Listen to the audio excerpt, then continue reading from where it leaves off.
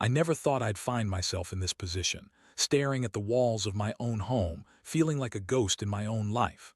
My name is Mark, and I'm a husband, but right now, I feel more like a spectator watching a tragedy unfold. My wife Lisa was my everything. We built a life together over the past 8 years, filled with laughter, dreams, and plans for the future. I'd always believed we were a perfect match, two halves of a whole. Our home, a quaint little house in a quiet neighborhood, was filled with memories of our shared life. The walls held echoes of our laughter, and the living room was where we'd spent countless evenings together, planning vacations and talking about our dreams. But then there was Dr. Samuel Grant, Lisa's therapist. I'd met him only a few times during our couple's therapy sessions. I had always respected his professionalism and his ability to help Lisa navigate her struggles with anxiety. He was the calm presence in her life that I couldn't always provide, but there was an undercurrent of unease I couldn't shake. He was handsome, charismatic, and had an unsettling way of making you feel like the only person in the room. I brushed those feelings aside, trusting Lisa to maintain boundaries. The first crack in my reality appeared on an ordinary Tuesday evening. I returned home from work, the usual fatigue weighing down my shoulders, but I was eager to see Lisa. She had been in therapy for a few months, and I hoped this session would bring her some clarity. I walked into the house, the aroma of her cooking wafting through the air, and I smiled, feeling a flicker of warmth in my chest. But as I approached the kitchen, I noticed something odd. Lisa was on the phone, her voice low and conspiratorial, and the moment I entered, she quickly hung up, her cheeks flushed. "Hey babe, just finishing dinner," she chirped, but the way she avoided my gaze sent alarms ringing in my head. I shrugged it off, chalking it up to her being caught off guard. We sat down for dinner, but the conversation felt forced, stilted. I couldn't shake the feeling that something was off. Lisa was distant. Her laughter didn't reach her eyes, and I found myself watching her closely, searching for clues. Later that night, I found myself unable to sleep, tossing and turning as thoughts raced through my mind. I decided to check the recording app on her phone. It was a breach of trust, I knew that, but the gnawing suspicion had taken root. As I scrolled through her recordings, my heart raced. I stumbled upon a file labeled Session with Dr. Grant.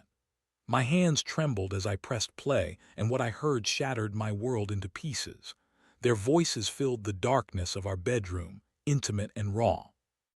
Lisa spoke about her fears and insecurities, but as the conversation progressed, it turned into something else, a connection, a chemistry that was palpable even through the phone. I felt my stomach drop as I listened to her laugh in a way I hadn't heard in ages, her voice dripping with a familiarity that was painfully foreign to me. And then it happened. She confessed feelings for him, spoke of how he understood her in ways I never could. My heart raced and bile rose in my throat. I felt a cold wave of betrayal wash over me. The air felt thick, suffocating. How could she do this to me? How could she betray the sanctity of our marriage with the very person who was supposed to help her? In that moment, I felt a storm brewing inside me. Anger, heartbreak, and a sense of betrayal collided in a whirlwind of emotions. I had to confront her. I had to know the truth. But as I lay there, listening to the recordings, a darker thought began to take shape in my mind. If she could betray me so easily, perhaps I could find a way to make her feel the weight of her actions. The thought of revenge flickered to life, igniting a fire within me. I realized I had recordings, evidence of her infidelity, and I could use that. But how far was I willing to go? The question loomed large, but at that moment I was too consumed by hurt to think clearly. I knew one thing for certain: this was just the beginning. The next day I could barely function. I went through the motions at work, but my mind was elsewhere. Every conversation felt like background noise, every task a mountain I couldn't climb. All I could think about was the recordings, the intimacy shared between Lisa and Dr. Grant, and the betrayal that had cut deeper than I thought possible. I replayed the audio in my head, her laughter, her confessions, the way she had spoken his name like it was a sacred secret. When I returned home that evening, Lisa was waiting for me, her expression brightening when she saw me. But I couldn't reciprocate. I felt like a stranger in my own home, and I could sense the tension in the air. As she chatted about her day, I forced a smile, nodding at the appropriate moments, but inside I was a tempest. "Mark, are you okay? You seem a bit off," she said, concern etched on her face. "Yeah, just tired," I replied, my voice lacking the enthusiasm I usually had. I knew I had to confront her to demand the truth, but every time I opened my mouth, the words caught in my throat. What if she denied it? What if she had a plausible explanation? The fear of being wrong paralyzed me, and I felt like I was standing on the edge of a precipice, ready to leap into the unknown. That night, I sat in our living room, the silence stretching between us like a chasm. I waited for her to bring it up to confess, but she didn't. Instead, she curled up next to me on the couch, her head resting against my shoulder. I felt a surge of warmth, but it was quickly overshadowed by the icy grip of betrayal. "Mark, you know you can talk to me about anything, right?" she said softly, her eyes searching mine. I felt a rush of anger, the kind that made my blood boil. How could she sit there so calm, so loving, knowing what she had done? I finally snapped. "Lisa, do you love him?" The question hung in the air like a thunderclap. She stiffened, her eyes widening in shock. Where is this coming from?" I took a deep breath, the truth spilling out like poison. "I heard your recordings with Dr. Grant. I know everything." Her face paled, and for a moment I saw a flicker of panic in her eyes. "Mark, please, please, what? Explain it away. Tell me it was just therapy." I interrupted, my voice rising. "You told him you have feelings for him, Lisa. How could you do this to me?" Tears welled in her eyes, and I felt a pang of guilt, but it was quickly overshadowed by rage. "I didn't mean for it to happen. He listened to me. You've been so distant lately, I felt alone." "Alone?" I echoed, incredulous. "You felt alone, so you turned to your therapist, a man paid to listen to your problems." "I didn't plan for it to happen, I swear. It was just a moment of weakness," she pleaded, her voice breaking. "Moment of weakness? This isn't some little mistake, Lisa. You crossed a line." I could see the realization dawning on her. She knew the gravity of what she had done, but her tears only fueled the fire of my anger. I had trusted her implicitly, and she had betrayed me in the most intimate way possible. As she cried, I felt an overwhelming wave of emotions: betrayal, sadness, and a flicker of something darker. I was losing her, and in that moment I felt the urge to take control, to make her understand the weight of her actions. "Maybe you need to feel what it's like to be exposed." I said, the words spilling from my mouth before I could catch them. "Maybe I should let the world know what you've done." Her eyes widened in horror. "Mark, please don't say that, you ca." But the thought lingered, twisting in my mind like a serpent. I had the recordings. I had the power to expose her and Dr. Grant for what they were. The idea of revenge began to take root, and I found myself contemplating the depths of my own morality. As I lay in bed that night, the darkness pressing against me, I couldn't help but think about the consequences. Would exposing them really bring me peace? Or would it just lead to more pain? I wrestled with the idea, but every time I closed my eyes, I saw her laughter, her whispers, and the way Dr. Grant had taken advantage of her vulnerability. In that moment, I made a decision. I would leak the recordings. I would make sure their dirty secrets were exposed to the world. They needed to feel the weight of their betrayal, but the question remained: was I ready to face the consequences of my own actions? The next few days were a blur of emotions. I went through the motions of daily life, but my mind was consumed with thoughts of revenge. I found myself replaying the recordings over and over, each time feeling the sting of betrayal cut deeper. Lisa's voice, once a source of comfort, now felt like a weapon used against me. I could hardly look at her without feeling a surge of anger and heartbreak. I began to rationalize my plan. What they had done wasn't just an affair. It was a violation of trust, a betrayal of our marriage and the sanctity of therapy. Dr. Grant had crossed a line, and Lisa had allowed it to happen. I could hear the voices of my friends echoing in my mind, reminding me that I deserved better, that I shouldn't let her get away with this. They would all understand if I exposed them. I would be the one standing tall while they crumbled under the weight of their actions. But there was a nagging voice in the back of my head, whispering doubts. Was I really the victim here? Or was I just as guilty for wanting to destroy their lives? I grappled with the moral implications of my decision. Revenge felt intoxicating, yet it was laced with a bitterness that made my stomach churn. I had always prided myself on being a good person, a loyal husband. But now I was being consumed by anger and the desire for retribution. One evening, as I sat alone in the living room, I pulled out my laptop. I had been researching how to leak the recordings anonymously. The idea of doing it publicly was exhilarating.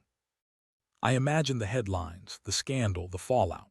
My heart raced at the thought of watching Lisa's face as she realized the extent of her betrayal being laid bare for everyone to see. I could almost hear the conversations that would unfold, friends, family, coworkers. Everyone would know the truth. I felt a sense of power in my fingertips as I typed out a plan. I would create a fake email account, a safe distance from my true identity. I would send the recordings to news outlets, social media platforms, and even local bloggers. The more people who knew, the better. This wasn't just about revenge, it was about justice. But then I hesitated. What would this mean for Lisa, for our marriage? Part of me still wanted to salvage what we had, to find a way to rebuild. But the image of her laughing with Dr. Grant, the intimacy they had shared, made it hard to envision a future together. I felt like a stranger in my own life, and the thought of her moving on with him, her therapist, after everything we had built together was unbearable. I also thought about Dr. Grant. He was supposed to be a professional, a guide helping Lisa navigate her struggles. Instead, he had taken advantage of her vulnerability, crossing ethical boundaries that should never have been breached. I could see the headlines. Therapist caught in scandalous affair with patient. The public outrage would be palpable, and I would be the one to bring it to light. As I continued to plan, I found myself justifying my actions. I told myself that exposing them would not only hurt them, but also serve as a warning to others. I envisioned the conversations among friends and family, the hushed whispers of disbelief and betrayal. I wanted them to feel the weight of their choices, the shame that would follow them as they faced the consequences of their actions. But the deeper I delved into my plan, the more I felt the heaviness of my own conscience. I was on the brink of becoming the very thing I despised, someone who would destroy lives out of anger and hurt. I began to question whether I was truly seeking justice or merely indulging in a dark fantasy of revenge.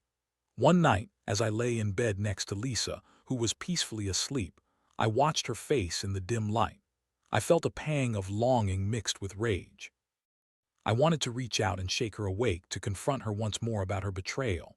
But as I looked at her, I also saw the woman I loved, the woman I had shared my life with. The internal conflict raged on, leaving me restless. I had to make a choice. Revenge was a slippery slope, but the thought of letting them get away with it was even worse.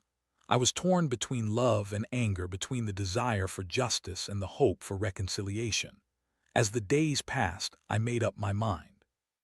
I would execute my plan, but I also knew that once I took that step, there would be no turning back. The consequences would be far-reaching, and I had to be prepared for the fallout. I took a deep breath and began to outline the logistics of my plan. I would need to be careful, methodical. I couldn't leave a trace. The thrill of revenge pulsed through me, and I felt a sense of clarity. I was ready to take control of my life again, even if it meant plunging into darkness. The days turned into a blur of preparation and anticipation. I felt like a man on a mission, driven by a singular purpose. I had spent countless hours planning, ensuring that every detail was perfect. I created a new email account using a fake name, an untraceable alias that would shield my identity. I knew that this was the crucial step. I needed to leak the recordings without leaving a trail back to me. I had saved the audio files on a flash drive, the digital evidence of my wife's betrayal weighing heavily in my pocket. Each time I touched it, I felt a mixture of exhilaration and dread. This was it, the moment I had been waiting for. I spent hours combing through the recordings, picking out the most damning snippets, the parts where Lisa expressed her feelings for Dr. Grant, where she laughed in a way that had once made my heart soar but now felt like a dagger to my chest. It was a Friday evening when I decided to make my move. I could feel the tension in the air, the anticipation crackling like electricity. Lisa had gone out for a girls' night, and I knew I had a few hours to execute my plan. I sat at my desk, the glow of my laptop illuminating the dark room, and I took a deep breath. Opening my email, I composed a message to several local news outlets, as well as a few online bloggers known for sensational stories. I attached the audio files, my heart racing as I typed out a brief explanation. Attached are recordings revealing a scandalous affair between a therapist and his patient. This is a breach of ethics and trust that needs to be exposed. As I hit send, a rush of adrenaline surged through me. I leaned back in my chair, my heart pounding in my chest. I felt a mixture of satisfaction and guilt wash over me. There was no turning back now. I had unleashed a storm, and I was both terrified and exhilarated by the possibility of what would come next. In the following hours, I watched my email for responses, my anxiety growing with each passing minute. I felt like a ticking time bomb, waiting for the inevitable explosion.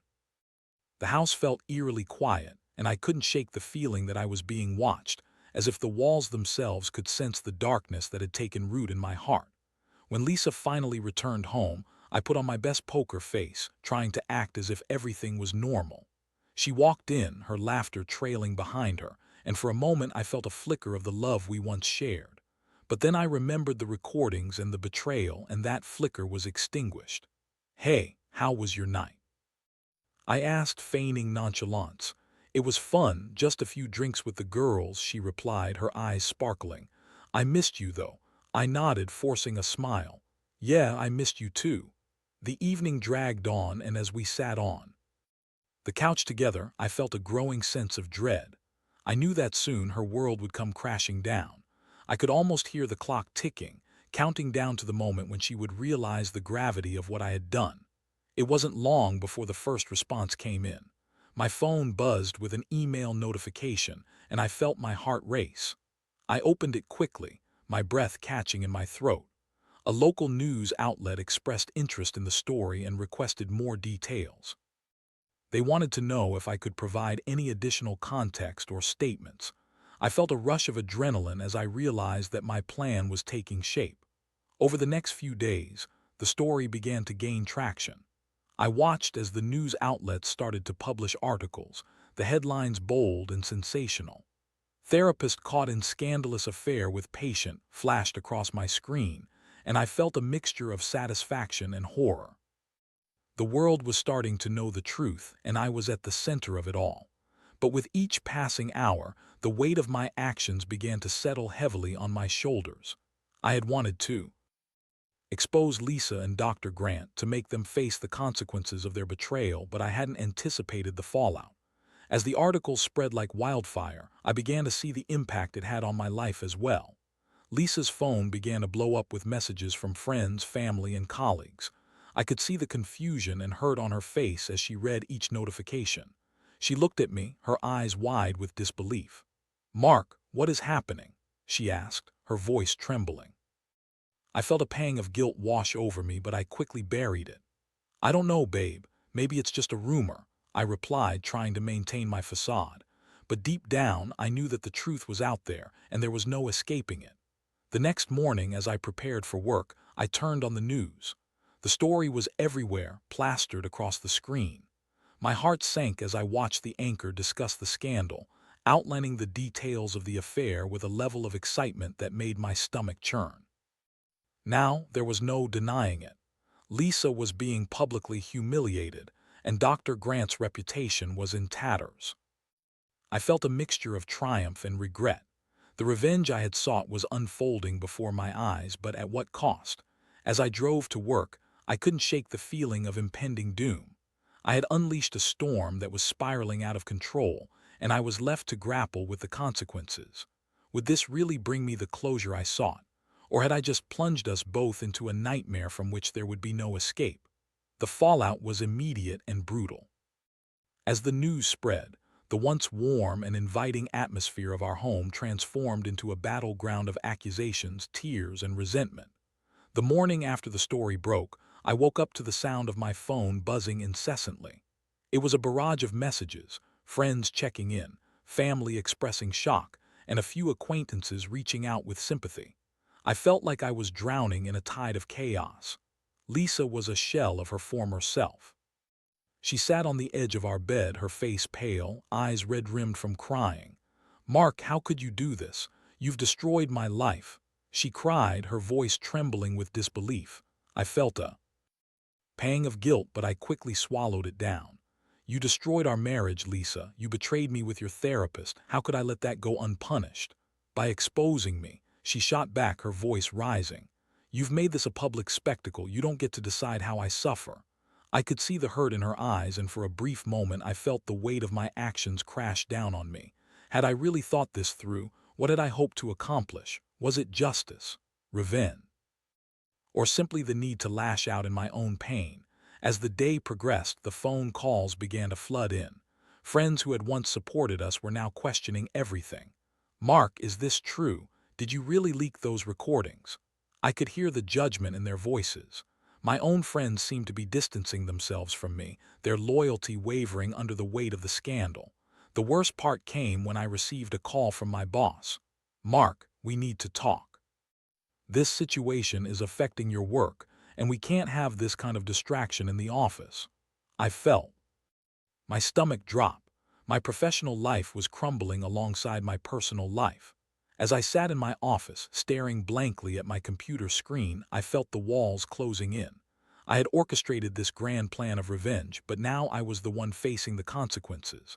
I had wanted to expose Lisa and Dr. Grant, but I had also exposed myself. The shame washed over me like a wave, leaving me gasping for air. Later that evening, Lisa confronted me once more. "You need to understand that this isn't just about you.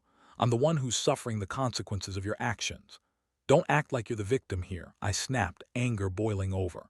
"You chose to betray me. You chose to sleep with him." "But I didn't sleep with him. It was emotional. It was wrong, yes, but it was a mistake. You've made it a million times worse." I could see the desperation in her eyes, the way she was grasping at straws trying to salvage some semblance of our relationship. But I was too far gone, too consumed by my own anger and desire for revenge to see it clearly. The next few days were a whirlwind of media coverage and public scrutiny. I watched as Lisa's world unraveled. Friends turned against her, whispers followed her wherever she went, and she became a pariah in our community. I felt a twisted sense of satisfaction, but it was overshadowed by the realization that I had turned her into a victim, not just of her own mistakes, but of my own actions. Dr. Grant also found himself in the crosshairs. As the news spread, he was suspended from his practice, his reputation shattered. I watched as the headlines grew more sensational, the details of their affair splashed across every news outlet. Part of me reveled in the chaos I had unleashed, but I also felt a growing sense of unease. Was this really what I wanted? One evening, I received a message from Dr. Grant. It was a simple text: "We need to talk." My heart raced. I didn't want to confront him, but I also felt a twinge of curiosity. What could he possibly say? I agreed to meet him at a nearby coffee shop, the tension palpable as I walked through the door. He was already seated, his face drawn and weary. "Mark, I know this is a difficult situation for both of us," he began, his voice steady but tinged with frustration. "Difficult? You think this is difficult?" I shot back, anger boiling over. "You took advantage of my wife. You're a predator in a therapist's clothing."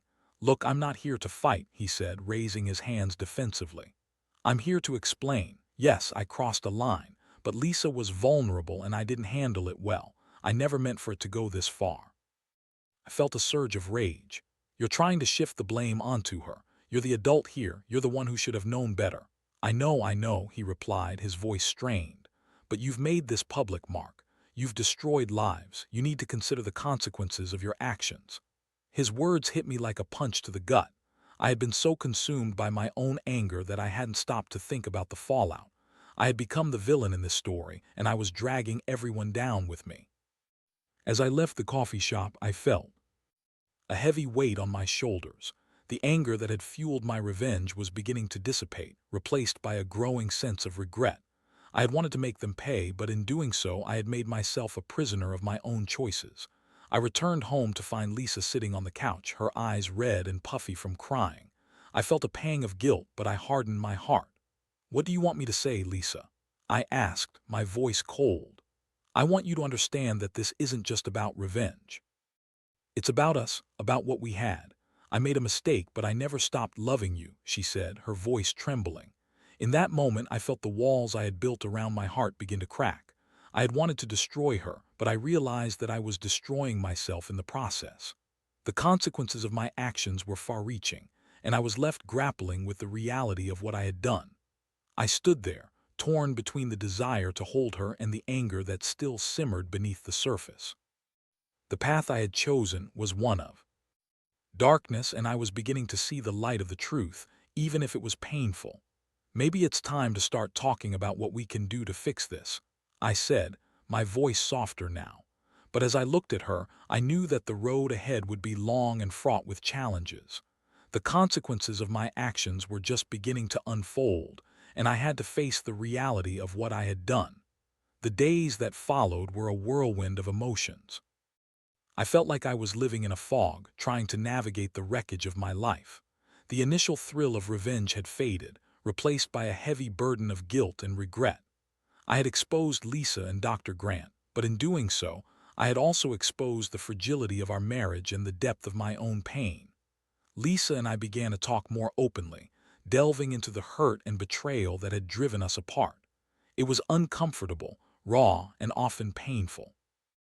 I had wanted to punish her for her infidelity, but instead, I found myself grappling with my own shortcomings. I had let my anger dictate my actions, and now I was left to sift through the consequences. Mark, I never meant for any of this to happen, Lisa said one evening as we sat across from each other at the kitchen table. I was struggling and I didn't know how to reach out to you. I let my vulnerability cloud my judgment. I nodded, my heart heavy.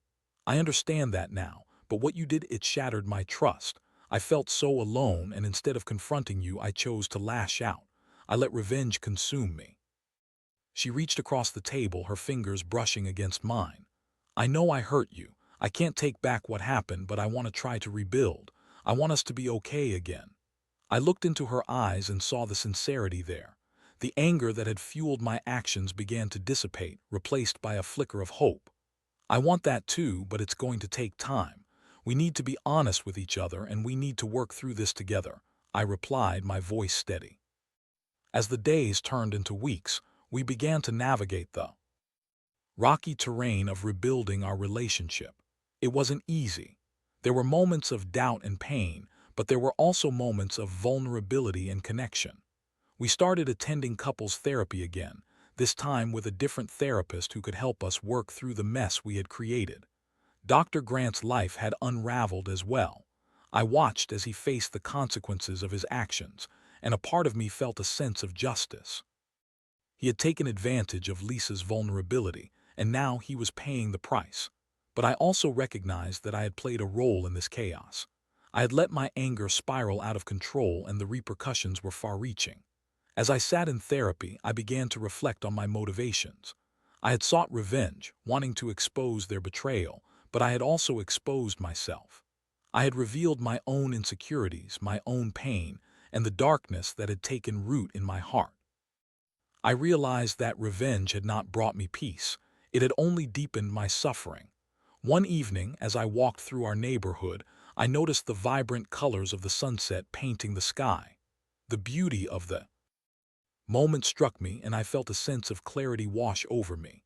I had been so consumed by anger and betrayal that I had lost sight of what truly mattered. I had let the darkness cloud my judgment, but now I was ready to embrace the light again. When I returned home, I found Lisa sitting on the couch, her eyes focused on a book. I sat down beside her and she looked up, a small smile spreading across her face. "Hey," she said softly. "Hey," I replied, taking her hand in mine. "I've been thinking a lot about everything about us." She nodded, her expression serious. "Me too. I want to move forward, Mark. I want to rebuild what we've lost." I squeezed her hand, feeling the warmth of her touch. "I want that too, but it's going to take time, and we need to be patient with each other." As we sat together, I felt the weight of the past begin to lift. The journey ahead would be challenging, but I was willing to face it with her. We had both made mistakes, but we also had the opportunity to learn and grow from them.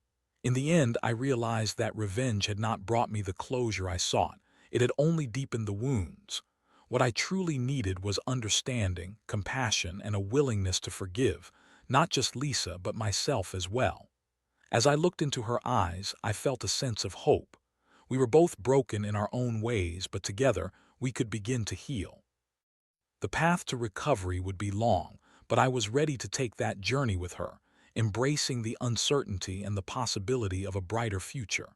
And as I held her hand, I knew that love, even in the face of betrayal, could still guide us back to each other. The journey wasn't over, but it was a beginning, a new chapter in our story, one filled with the potential for redemption and growth. I took a deep breath, ready to face whatever came next, knowing that together we could navigate the complexities of love, trust, and forgiveness. This was my life now, and I was determined to make it count.